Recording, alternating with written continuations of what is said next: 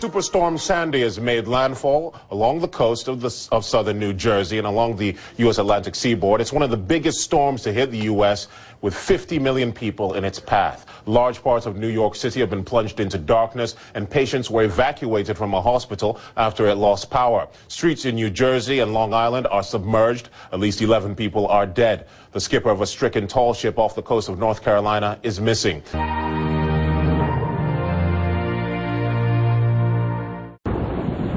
She might not have the eye of a hurricane anymore, but Storm Sandy continues her devastating journey after she made landfall in South New Jersey just after 8 o'clock Monday night.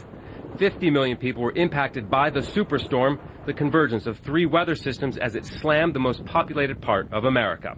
Driving rains and winds topping 135 kilometers an hour have caused flooding along the shores.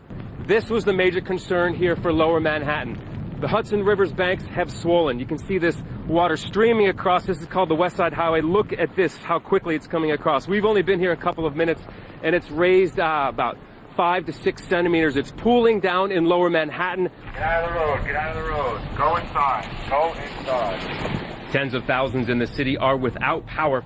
For the first time since the 1880s, the New York Stock Exchange will remain closed for 2 consecutive days because of weather.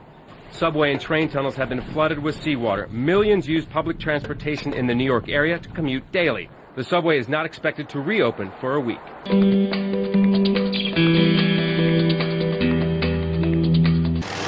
The body of a crew member of the tall ship HMS Bounty has been found. Another is still missing after the vessel was abandoned shortly before it sank off America's east coast.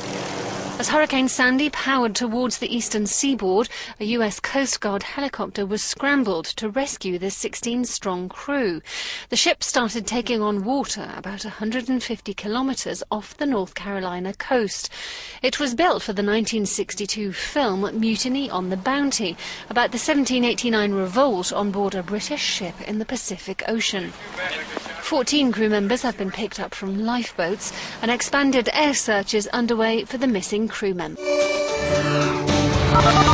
Fred, I am still where I was last time. Actually, if anything, I've moved a little closer toward the East River, which is really directly behind me, because I think the last time we spoke last hour, you didn't really see a whole lot of water by my feet. Now it kind of comes up to about my ankles, and that's not because it's moving in further, this water. It's because I've moved closer to the river. So I want to make sure that is clear from the get-go. But let me give you a little scene setter where we are here. We're at East Houston and Avenue D here on the Lower East Side, and we're really about a quarter of a mile, maybe a little bit less than that, away from the East River. And this is an area that has seen Con Edison, the power company here in Manhattan, has preemptively shut down a lot of the power for the extremely hit areas in like the evacuation zone A here in the city. But another thing that I want to mention is there was also a power plant transformer rather that had an explosion, and folks in the area described several loud booms. They saw flashes in the air, and for those who did have power before the flashes and the booms, the explosion happened,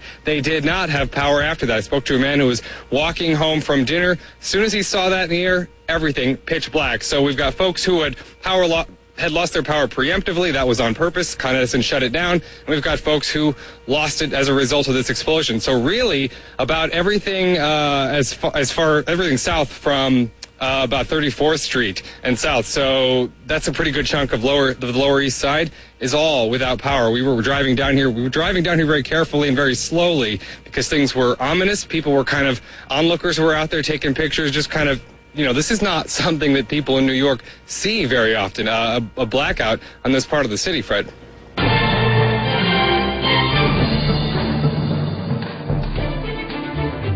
Public transportation for over 12 million people was shut down in New York, Philadelphia, and Washington, D.C.